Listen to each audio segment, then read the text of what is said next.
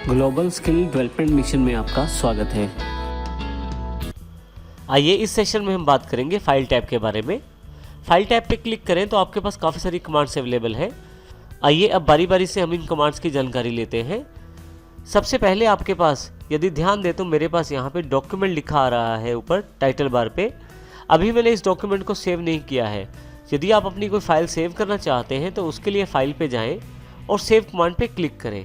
जैसे ही आप क्लिक करेंगे आपके पास यहाँ पे एक save as dialog box available हो जाएगा, जिसमें यदि आप ऊपर की तरफ यहाँ क्लिक करें तो आपको जानकारी मिलेगी आप कहाँ पे हैं इस वक्त। इसके अतिरिक्त आप यहाँ पे सेक्शन बने हुए हैं दो।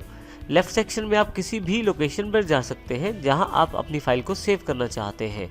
इसके अतिरिक्त जैसे डेस्कटॉप या डॉक्यूमेंट्स पे, मैं यहाँ डॉक्यूमेंट्स पे अपनी फाइल सेव करना चाहता हूँ। आप राइट हैंड साइड पे देख सकते हैं कि डॉक्यूमेंट में पहले से कुछ फाइल और फोल्डर अवेलेबल है। यहाँ मैं नीचे फाइल का नाम लिख देता हूँ।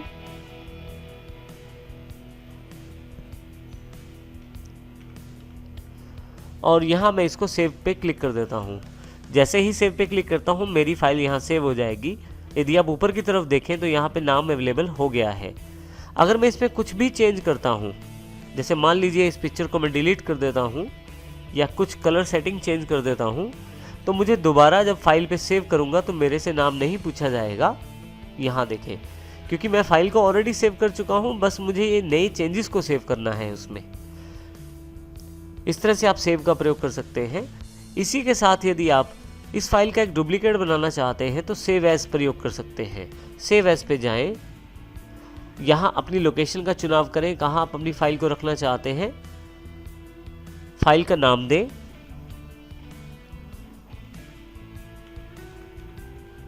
यदि इस नाम से पहले फाइल होगी तो आपको यहाँ विंडोज 10 के द्वारा एक एरर दिखाई दे जाएगा।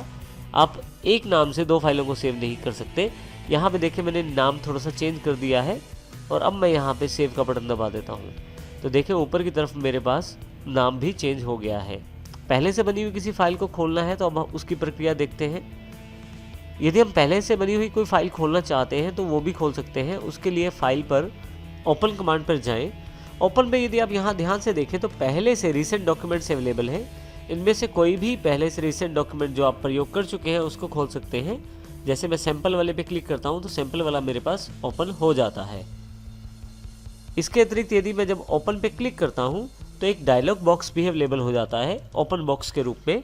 ओपन कमांड पर जाएं, अपनी लोकेशन का चुनाव करें जहाँ आपने वो फाइल रखी हुई है।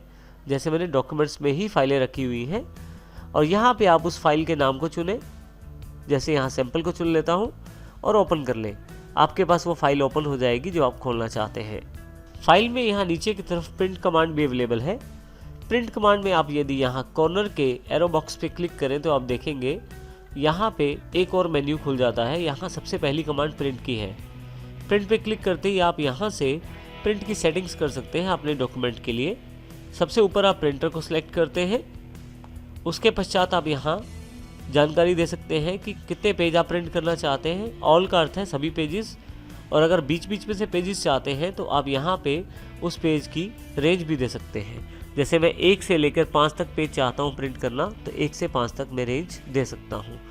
यदि मैं बीच बीच में से कोई पेज चाहता हूँ तो उसके लिए कॉमा का यूज़ कर सकता हूँ। जैसे पहला, तीसरा और उसके बाद छठा पेज प्रिंट करना चाहता हूँ। इसके अतिरिक्त आप यहाँ नंबर ऑफ़ कॉपीज़ भी बढ़ा सकते हैं। अप्लाई करने के पश्चात प्रिंट बटन पे क्लिक करेंगे तो आपके पास प्रिंटिंग इस सेटिंग्स के साथ अवेलेबल हो जाएगी। अभी मैं इसे कैंसिल कर देता हूँ।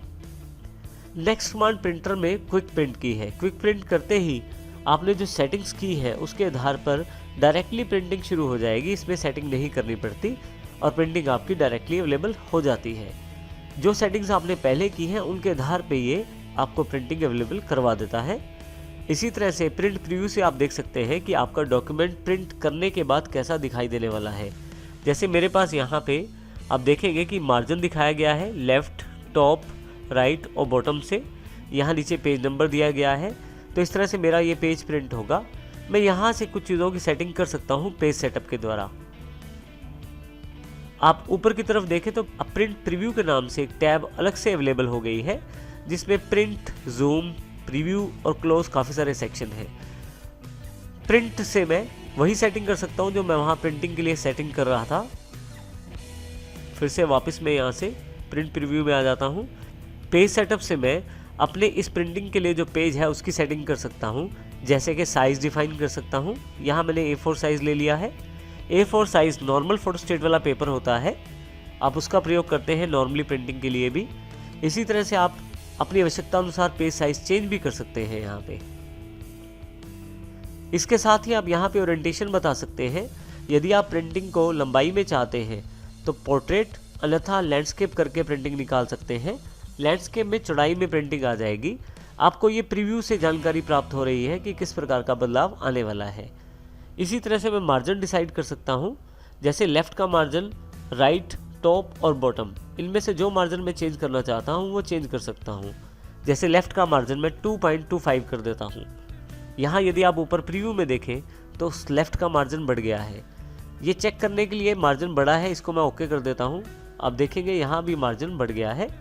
फिर से मैं पेज सेटअप पे आ जाता हूँ और वापस इस मार्जिन को 0.5 पे फाइनलाइज कर देता हूँ और राइट मार्जिन को भी 0.5 पे फाइनलाइज कर देता हूँ। ओके करते ही आप देखेंगे कि आपका जो डॉक्यूमेंट है वो 0.5 के मार्जिन के साथ अवेलेबल हो गया है। पेज सेटअप में आपके पास यहाँ पे प्रिंट पेज नंबर्स के ऑप्शन अवेलेबल है। यदि आप ये ऑप्शन हटा देंगे तो यहाँ नीचे पेज नंबर दिखाई नहीं देगा। यहाँ देखें पेज नंबर 1 आ रहा था, वो नहीं दिखाई दे रहा। यदि आप चाहते हैं कि दिखाई दे तो पेज सेटअप पे दोबारा जाएं, प्रिंट पेज नंबर्स को क्लिक करें और ओके कर दें। ये देखें नीचे पेज नंबर दिखाई देना शुरू हो गया है। इसी तरह से आप यदि जूम का लेवल बढ़ा या घटा चुके हैं तो 100% जूम पे आने के लिए आप इस बटन का प्रयोग कर सकते हैं। ये देखें अब ये बटन 100% दबाने से ही मेरा जो पेज है वो 100% जूम लेवल पे दिखाई देना शुरू हो गया है। यदि आप यहाँ प्रीव्यू में एक एक पेज करके देखना चाहते हैं तो 1 पेज क्लिक कर दीजिए। आपके पास एक पेज यहाँ दिखाई देगा प्रीव्यू के रूप में, और नेक्स्ट पेज करते ही दूसरा पेज, फिर तीसरा, और अगर प्रीवियस पेज करेंगे तो पिछले पेज को देख सकते हैं। परंतु यदि 2 पेजेस इकट्ठा सेलेक्ट कर लेते हैं तो एक साथ आप 2 पेजेस का प्रीव्यू देख सकते हैं और नेक्स्ट करके अगले 2 का, और इसी तरह से फिर अगले 2 का। तो इस प्रकार आप इन 1 पेजेस 2 पेजेस के साथ प्रीव्यू के इन दोनों एरो बटन्स का प्रयोग करके नेक्स्ट और प्रीवियस पेज को देख सकते हैं। यदि मैं इस प्रिंट प्रीव्यू सेक्शन को बंद करना चाहता हूं तो क्लोज प्रिंट प्रीव्यू पे क्लिक करूंगा, मेरे पास ये सेक्शन क्लोज हो जाएगा। वापस फाइल पे आते हैं। आप पेज सेटअप यहाँ से भी कर सकते हैं। ये वही सेटअप है जो हमने प्रिंट प्रीव्यू के अंतर्गत किया है। आप यहाँ से डायरेक्टली ईमेल भी सेंड कर सकते हैं अपने इस डॉक्यूमेंट को, परंतु इसके लिए आपके पास आउटलुक एक्सप्रेस की सेटिंग्स होना ज़रूरी है आपके विंडोज़ के ऑपरेटिंग सिस्टम में। इसके अलावा वर्डपैड के बारे में अबाउट वर्डपैड में पढ़ सकते हैं आप, जैसे कि यहाँ पे जानकारी दी गई है कि माइक्रोसॉफ्ट विंडोज़ का ये वर्डपैड एक ऐप है। इस तरह से आप ये जानकारी यहाँ प्राप्त कर सकते हैं। टाइटल बार में यदि आप लेफ्ट साइड पे देखें तो आपके पास एक छोटी सी क्विक एक्सेस टूल बार दी गई है इस सेपरेटर से पीछे। क्विक एक्सेस टूल बार का फ़ायदा ये है कि आप कभी भी किसी भी टैब पे क्यों ना हो, ये आइकॉन आपके पास हमेशा सामने रहते हैं। तो यहाँ पे किसी भी टूल को ऐड करने के लिए उस टूल पे राइट क्लिक करें, add to quick access toolbar करें।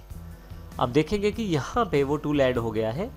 इसका अर्थ ये हुआ कि कभी भी मुझे टेक्स्ट को बड़ा करना है तो मुझे होम पे जाने की ज़रूरत नहीं है, मैं यहीं से इसका प्रयोग कर सकता हूँ। इसी तरह से यदि आप इस टूल को हटाना चाहते हैं तो राइट क्लिक करें, remove from access toolbar करें। देखिए वो टूल वहाँ से हट गया है। इस प्रकार आप क्विक एक्सेस टूल बार का प्रयोग अपनी सुविधा अनुसार जो टूल आप ज़्यादा प्रयोग करते हैं उसके लिए कर सकते हैं। इसी तरह से यहाँ पे एक रिबन को मिनिमाइज़ करने के लिए एक बटन दिया गया है।